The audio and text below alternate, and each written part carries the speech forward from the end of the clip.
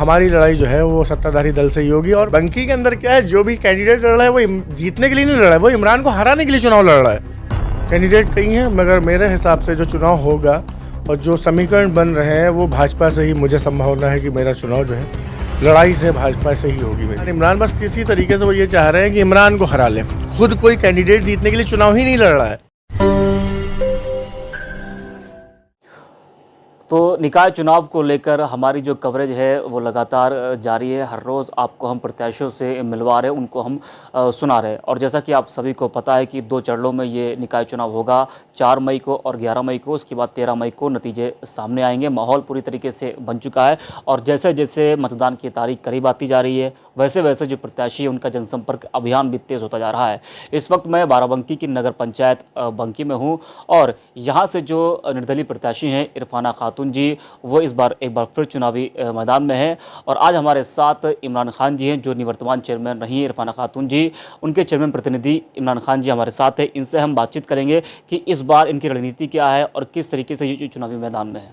इमरान जी, बहुत बहुत स्वागत है आपका। जी बहुत बहुत शुक्रिया करीम जी। इमरान जी, जैसे जैसे चुनाव की तारीख करीब आती जा रही है तो आप लोग का जो जनसंपर्क अभियान है वो भी तेज़ हो रहा है। तो सवाल हमारा यही है कि शेड्यूल इस टाइम क्या है आप लोगों का?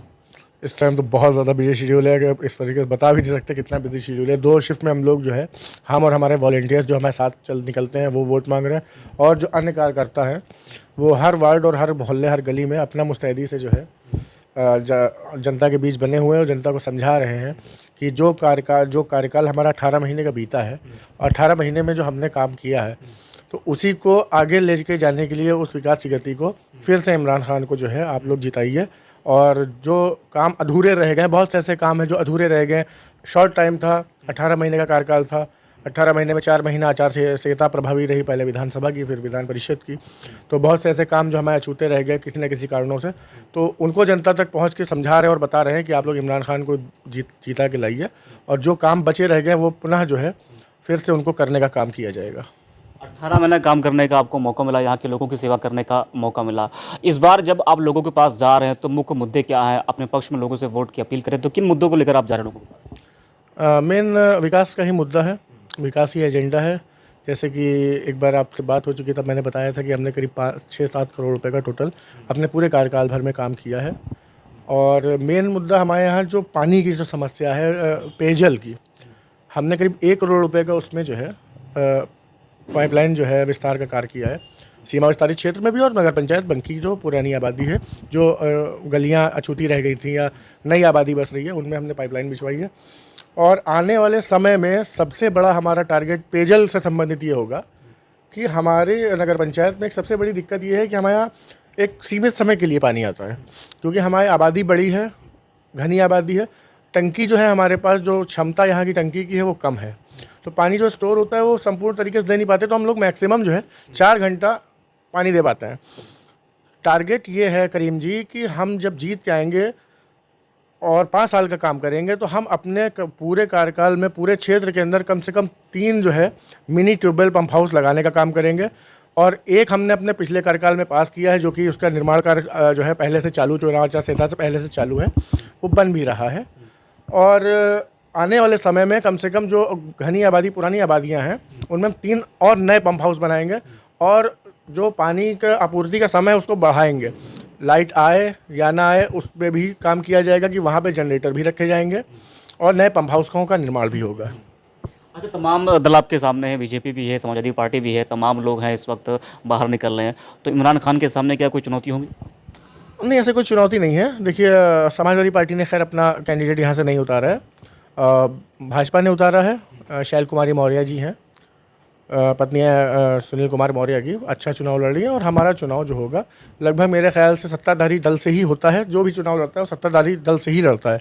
प्रदेश में भी सरकार है, केंद्र में भी सरकार है, और हमारी लड़ाई जो है वो सत्ताधारी दल से ही होगी। और बाकी अन्य दल और निर्दलीय लोग भी लड़ रहे हैं। बीएसपी भी लड़ रही है, एक गौतम जी हैं, उनकी पत्नी धर्मपत्नी लड़ रही हैं। तो कैंडिडेट कई हैं, मगर मेरे हिसाब से जो चुनाव होगा और जो समीकरण बन रहे हैं वो भाजपा से ही, मुझे संभावना है कि मेरा चुनाव जो है लड़ाई से भाजपा से ही होगी मेरी। घोषणा पत्र भी आप कल जारी करने वाले हैं, तो घोषणा पत्र में तमाम बातें आपने कही है, उसमें आपने ये भी जिक्र किया है कुछ काम आपके अधूरे रह गए हैं शायद, जैसे कि एम्बुलेंस की बात आपने की है कि वो अपनी तरफ से आप एम्बुलेंस को शुरू करने वाले थे लेकिन किसी वजह से वो नहीं हो पाया है। तो जो आपसे काम रह गए हैं उसको किस तरीके से आप पूरा करेंगे अगर यहाँ की जनता आपको दोबारा मौका देती तो? करीम जी, आपके माध्यम से, आपके चैनल के माध्यम से हम बंकी की तमाम आवाम और जनता को ये बता दें कि जो एम्बुलेंस का वादा हमने किया था, एम्बुलेंस ख़रीदने के लिए ऐसा तो है नहीं कि आप भाई समझदार पढ़े लिखे तबके के हैं कि कोई साइकिल ख़रीदनी है तो जाके दुकान से ख़रीद ली गई। एम्बुलेंस के लिए एक पूरा प्रोसीजर होता है, उसके लिए फ़र्म या ट्रस्ट का रजिस्ट्रेशन होना चाहिए और उसकी उतनी मुद्दत का उसका टर्नओवर होना चाहिए। उसके बाद गाड़ी की बुकिंग होती है और एम्बुलेंस की बुकिंग मारुति इको की मेरी लास्ट ईयर अगस्त की पड़ी हुई है, 8 महीने 10 महीने हो रहे हैं लगभग, और अभी भी उसकी 2 साल की वेटिंग पड़ी हुई है। तो जनता को हम आपके माध्यम से ये बता दें कि वो जो काम अधूरा रह गया था वो काम जो है इस कार्यकाल में हम उसको पूरा करेंगे और एम्बुलेंस जनता के लिए हम लाने का काम करेंगे, जो कि हमारी माता जी के नाम पे हमने ट्रस्ट और एनजीओ रजिस्टर्ड कराया है, आसिया बेगम मेमोरियल ट्रस्ट। तो उसी के तहत हम जो है एम्बुलेंस जनता में देंगे। इस चुनाव में कितना आश्वस्त हैं आपकी, जो पिछली बार जनता ने आपको विजय बनाया, यहाँ से जीत आपको दिलाई, तो इस बार उससे ज़्यादा प्यार यहाँ की जनता आपको देगी? जी, आप बहुत अच्छा सवाल किया। हम आश्वस्त इतना ज़्यादा है कि जो विरोधी लोग, जो भी प्रतिद्वंदी हैं हमारे, वो लोग अपने खुद ही उन्होंने हथियार डाल दिए हैं इस तरीके से। इतना ज़्यादा उन लोगों में खींचातानी आपस में ही लगी है कि वो लोग बस किसी तरीके से बस इमरान इमरान इमरान, बस किसी तरीके से वो ये चाह रहे हैं कि इमरान को हरा लें। खुद कोई कैंडिडेट जीतने के लिए चुनाव ही नहीं लड़ रहा है। कैंडिडेट जब चुनाव लड़ता है तो वो जीतने के लिए लड़ता है। बंकी के अंदर क्या है, जो भी कैंडिडेट लड़ रहा है वो जीतने के लिए नहीं लड़ रहा है, वो इमरान को हराने के लिए चुनाव लड़ रहा है। उसका कहना है कि मैं इतने वोट पा जाऊँ कि इमरान इलेक्शन हार जाए। राजनीति में इस तरीके की भाषा का प्रयोग मैं समझता हूँ कि उचित नहीं है। राजनीति है, लोकतंत्र है, सबको अधिकार है चुनाव सब लड़े, मगर ये कोई जायज़ बात नहीं है कि जो है मैं वोट काट लूँ तो इमरान इलेक्शन हार जाए। बंकी की जनता तय करेगी। अच्छा, हर चुनाव में जो प्रत्याशी होते हैं वो एक नए प्रयोग करते हैं, नई उनकी रणनीति होती है। तो इस बार क्या सोचा आपने कि अगर हमको जनता चुनती है तो नई रणनीति क्या होगी आपके लिए, और किस तरीके से आप इस नगर पंचायत को और ज़्यादा बदलेंगे? बदलाव यही करीम जी, जैसे जो नई आबादियाँ थी, जैसे आपको पहले भी हमने एक बार बताया था कि जो है सीमा विस्तारित क्षेत्र में बहुत सारा काम बचा है। नई आबादियों में बहुत सारा काम नाली खड़ंजा इंटरलॉकिंग का बचा हुआ है। हमारा मुख्य मार्ग जो बंकी का है वो बहुत ज़्यादा इस वक्त ख़राब है। उसकी पैचिंग का हमने टेंडर किया था, तो आचार संहिता, वो कार्यकाल ख़त्म हो गया, उसके बाद आचार संहिता लग गई तो वो पैचिंग नहीं हो पाई। तो वो पैचिंग का टेंडर पड़ा हुआ है, वो तो हो ही जाएगा। उसके बाद हमारी कोशिश ये रहेगी 5 साल के पीरियड में हम उसको पुनर्निर्माण उसका कराएं, नया निर्माण। जो हमारी रोडें ख़राब हो चुकी है पूरी तरीके से, मेन फोकस यही रहेगा, क्योंकि हमारे कस्बे में जो आता है, जो आने का रास्ता ही नहीं सही है, तो अंदर चाहे जितना अच्छा डेवलपमेंट करते हैं उसका कोई मतलब नहीं है। जब आदमी कोई बंकी कहीं बारात आ रही है, कोई रिश्तेदारी में आ रहा है, तो कहेगा भाई मेन रोड ही यहाँ कितनी ख़राब है, कौन चेयरमैन है, वो तो सवाल यही कहेगा चेयरमैन कौन है। तो हमारा मेन एजेंडा ये है और कोशिश ये रहेगी कि मुख्य मार्ग को हम जो है नए सिरे से फिर बनाएं।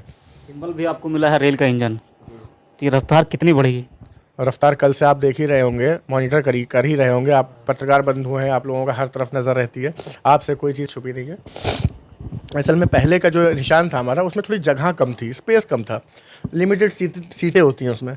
रेल का इंजन ये है कि चाहे जितनी बोगियाँ पीछे लगा दी जाए, जनता बढ़ती जा रही है, लोग जुड़ते जा रहे हैं, और ऊपर वाला चाहेगा तो ऐसे ही लोग जुड़ते रहेंगे और आगे चल के यही रेल इतनी तेज़ी से निकलेगी कि जीत के आएंगे। शुक्रिया आपका जुड़ने के लिए हमारे साथ। तो ये इमरान खान को आपने सुना, और अब देखना ये होगा कि जो 13 मई के नतीजे होंगे वो यहाँ से क्या बताएंगे, और इस बार यहाँ की जनता क्या चाह रही है, क्या फिर से एक बार इमरान खान को देखना चाह रही है या फिर बदलाव चाह रही है। ये जो आने वाली 13 मई की तारीख होगी वही बताएगी। फिलहाल जो निकाय चुनाव की हर एक अपडेट है वो आप तक हम पहुँचाते रहेंगे। लगातार आप हमारे साथ बने रहिएगा। आपको धन्यवाद।